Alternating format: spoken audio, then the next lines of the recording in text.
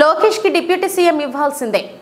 కొండ బద్దలు కొట్టిన పిఠాపురం మాజీ ఎమ్మెల్యే వర్మ నారా లోకేష్ కి రాష్ట్ర డిప్యూటీ సీఎం ఇవ్వాల్సిందేనని, ఇది తన ఒకరి కోరిక మాత్రమే కాదని యావత్ కార్యకర్తలు కోరుకుంటున్నారని పిఠాపురం మాజీ ఎమ్మెల్యే వర్మ గలం విప్పారు. గత కొద్ది రోజులుగా సోషల్ మీడియాతో పాటు పలు మీడియా ఛానల్లో వస్తున్న కథనాలపై పిఠాపురం మాజీ ఎమ్మెల్యే వర్మ స్పందించారు. లోకేష్ కు డిప్యూటీ సీఎం పదవి కట్టబెడితే తప్పేంటన్నారు. ఆయా పార్టీ కార్యకర్తల మనోభావాలు వారికి ఉంటాయన్నారు. వాటిని గౌరవించుకోవాల్సిన బాధ్యత ఆ పార్టీలకు ఉంటుందన్నారు. లోకేష్ కు డిప్యూటీ సీఎం పదవి వార్తలపై వర్మ స్పందించారు. ఆదివారం పిఠాపురం టీడీపీ కార్యాలయంలో మీడియా సమావేశం ఏర్పాటు చేశారు. కోటి సభ్యత్వాలు ఉన్న ఏకైక పార్టీ టీడీపీ అన్నారు. 5, 10 ఉన్న పార్టీ కాదు మాది. అందుకు ముఖ్య కారకుడు నారా లోకేష్ అని ఇది ప్రతి టీడీపీ కార్యకర్త మాటగా వర్మ చెప్పుకొచ్చారు. కొన్ని ప్రాంతాల నుండి నాయకులు లోకేష్ కు డిప్యూటీ సీఎం ఇవ్వాలని కోరుతున్నారని, దీనికి తన మద్దతు కూడా ఉందని బాహటంగా వర్మ చెప్పుకొచ్చారు. గతంలో టీడీపీ సగం ముగిసిందనే ప్రచారం నుండి ప్రతి కార్యకర్తకు జోష్ నింపిన ఘనత లోకేష్ది అన్నారు. యువగలం పేరుతో 3000 కిలోమీటర్ల దూరం నడిచి పార్టీ గెలుపుకు, అలానే ప్రజలకు భరోసాతో పాటు కార్యకర్తలకు ధైర్యాన్ని ఇచ్చిన ఏకైక నాయకుడు లోకేష్ అని వర్మ గళాన్ని పెంచారు. రాబో కాలంలో పార్టీని కాపాడుకోవాల్సిన బాధ్యత లోకేష్ పై ఉందని, చంద్రబాబు తర్వాత తరం నాయకుడు లోకేష్ అని, దీనిపై ఎలాంటి అపోహలకు వక్ర భాషలకు పోవద్దని, ఇది టీడీపీ కార్యకర్తలుగా తామంతా కోరుకుంటున్నామని వర్మ కుండ బద్దలు కొట్టారు.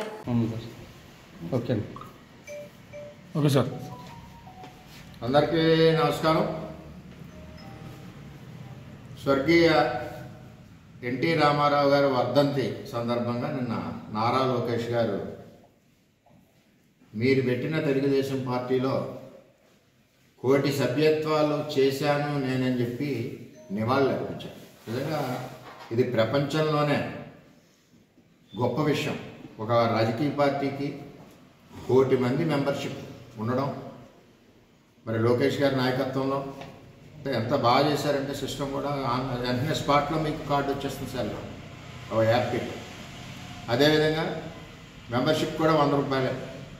100 రూపాయల మెంబర్షిప్లో ఎన్ని ఉపయోగాలు ఉన్నాయంటే, ఈవేళ ఈ రాష్ట్రంలో ఒక యజమాని పని చేసుకుంటా కానీ రోడ్డు మీద కానీ మనం చనిపోమని కోరుకోవాలి. యాక్సిడెంట్గా చనిపోతే ఆ కుటుంబాన్ని తమ్ముడు ఆదుకోడు, చెల్లి ఆదుకోడు, తండ్రి ఆదుకోడు. ఎవరి సంవత్సరాలు వాళ్ళకు ఉన్నాయి పేదవాళ్ళు. అప్పుడు తెలుగుదేశం పార్టీ ఆదుకుంటుంది ఆ కుటుంబాన్ని, ఆ కార్యకర్త కుటుంబాన్ని. 5 లక్షల రూపాయలు ఇన్సూరెన్స్, కాలు చేయరిగిన దానికి ఒక అమౌంట్, ఈ విధంగా ఆదుకుంటుంది. అలాగే ఎన్టీఆర్ స్కూల్లో పార్టీ కోసం త్యాగం చేసిన వాళ్ళు, పార్టీ కోసం బలిదానం ఇచ్చిన వాళ్ళ పిల్లల్ని ఇవాళ లోకేష్ గారి నాయకత్వంలో చదివిస్తూ ఉన్నారు.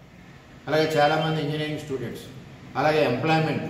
అంటే ఒక పొలిటికల్ పార్టీలో కార్యకర్తల కోసం ఇన్ని విధాలుగా పనిచేస్తారా అన్నది, అది నారా లోకేష్ గారితో ఈరోజు కోటి సభ్యత్వాలు పూర్తి చేసినందుకు పిఠాపురం తెలుగుదేశం పార్టీ తరఫున ఆయనకి ధన్యవాదాలు తెలియజేస్తూ, పిఠాపురం తెలుగుదేశం పార్టీ కూడా 35,000 పైచులకు మెంబర్షిప్ చేసాం. ఇంకా ప్రాసెస్ నడుస్తుంది, ఇంకా చేస్తాం. చాలామంది ఈ రాష్ట్రంలో బ్రహ్మాండంగా కార్యకర్తలు మెంబర్షిప్ చేసినందుకు అందరికీ కూడా, ప్రతి తెలుగుదేశం పార్టీ కార్యకర్తకు కూడా ధన్యవాదాలు తెలియజేస్తున్నాం. ముఖ్యంగా నారా లోకేష్ గారికి 1 కోటి సభ్యత్వాలు పొలిటికల్, ఒక తెలుగుదేశం పార్టీ ఒక ప్రాంతీయ పార్టీ. ప్రపంచంలోనే ఈ ప్రాంతీయ పార్టీలకు కానీ నేషనల్ పార్టీకి కానీ ఇంచుమించు ఇంత సభ్యత్వాలు లేవు. అటువంటిది మనం ఈ రాష్ట్రంలో మొట్టమొదటిసారిగా పొలిటికల్ పార్టీకి ఇన్ని సభ్యత్వాలు ఉన్నాం. నిజంగా గర్వకారణం. అటువంటి తెలుగుదేశం పార్టీలో మేమందరం పనిచేయడం కూడా మా అందరికి కూడా మరీ గర్వకారణం అని చెప్పి నేను తెలియజేస్తాను. లోకేష్ గారిని ఉప ముఖ్యమంత్రి కావాలని కోరుకుంటున్నారు సార్. దాని మీద మీ గట్టిగా డిప్యూటీ సీఎం కావాలని లోకేష్ గారిని అనుకుంటున్నారు సార్. దాని మీద మీ ఇప్పుడు నేను మాట్లాడితే మీరేం చేస్తారంటే ఇంకోలాగా ఒత్తిడి నుంచి రాస్తారా సార్? నిజాయితీగా మాట్లాడతాను. ఉన్నది చెప్పండి సార్. ఏం మీరు లోకేష్ గారు ఉప ముఖ్యమంత్రి కోరుకుంటున్నారని ప్రశ్న వేస్తున్నారు కదా, ఏం అడిగితే తప్పెట్టి?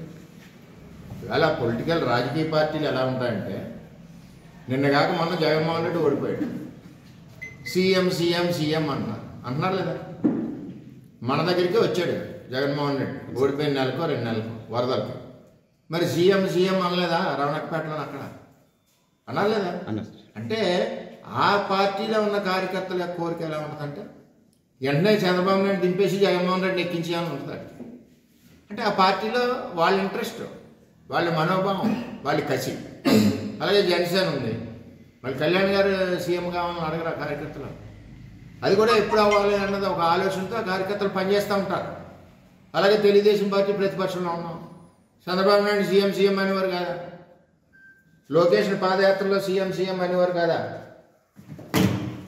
అంటే ఇవన్నీ ఏంటంటే పొలిటికల్ పార్టీ అన్నది కింద స్థాయి కార్యకర్తలకి ఒక మనోభావాలు ఉంటాయి, వాళ్ళకి ఒక కసి ఉంటుంది. వాళ్ళ నాయకుడిని ఇలా ముఖ్యమంత్రిగా చూడాలని ఒక పార్టీ అనుకుంటుంది, ఇంకో పార్టీ ముఖ్యమంత్రిగా చూడాలని అనుకుంటారు.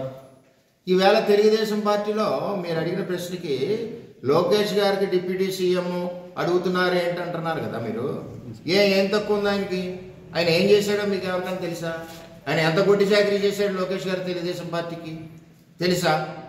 వేళ పార్టీకి వెన్నెముగ్గా నడిచాడు. ఒక సైడ్ చంద్రబాబు నాయుడు పరిపాలన చేస్తుంటే 2014-19లో రాష్ట్రంలో రూపాయి లేకుండా చిల్లిగా లేనప్పుడు పార్టీని వెనకుండి నడిపించి ఎన్నెముగ్గా ఉన్నాడు. ఒకటిగా జ్ఞాపకం తెచ్చుకోండి, 2009 ఎలక్షన్ ముందు ఆయన నగదు బదిలీ పథకం తెచ్చాడు. ఆ రోజుల్లోనే బ్రహ్మాండంగా యుఎస్లో చదువుకున్నాడు అంట, యూనివర్సిటీలో నగదు బదిలీ తెచ్చాడు.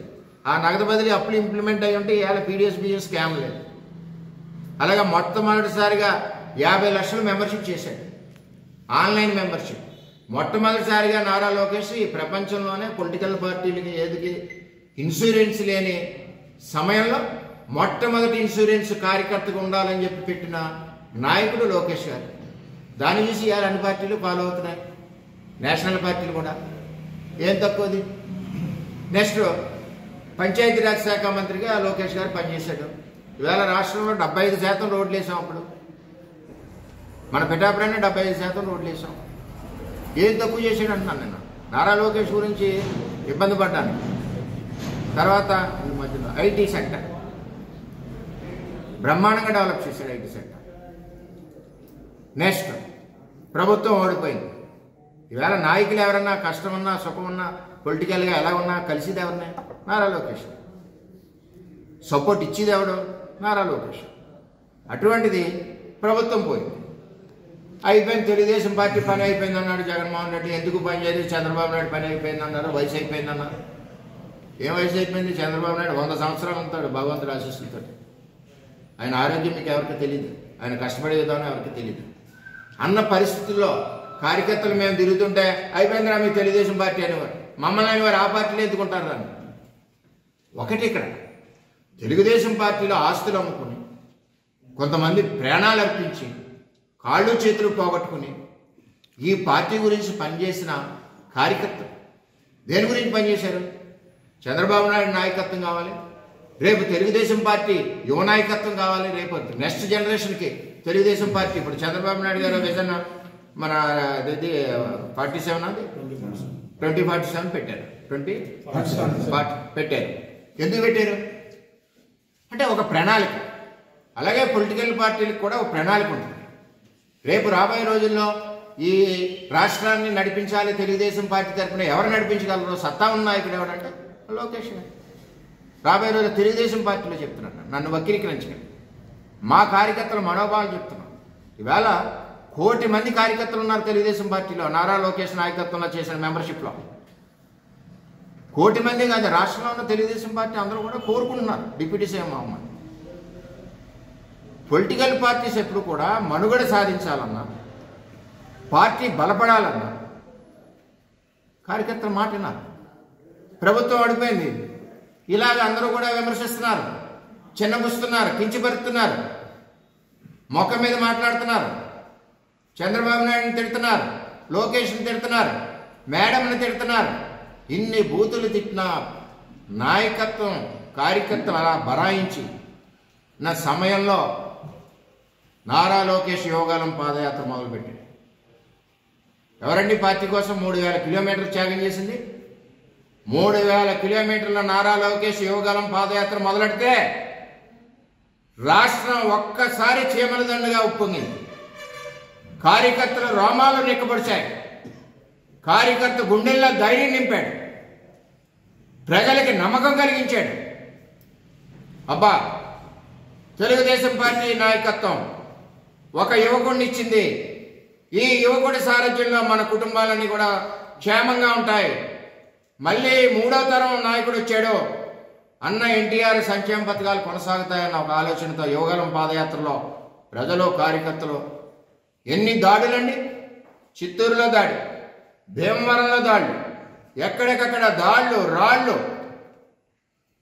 గూండాలు, పోలీసులు అందరూ తిరగబడి ఆపాలను చూసిన కార్యకర్తల భుజాల మీద, అదేవిధంగా లోకేష్ గారు ధైర్యంగా ఎన్ని వచ్చినా సరే పద ఉంటా పోతా అని చెప్పి యువగలం పాదయాత్రతో తెలుగుదేశం పార్టీ పునాదులు బలైపడ్డమే కాకుండా ఉవ్వెత్తున లెగుస్తుంది తెలుగుదేశం పార్టీ అన్న ఆలోచన ప్రజల్లో రావడానికి కారణం నారా లోకేష్ యొక్క యువగలం పాదయాత్ర.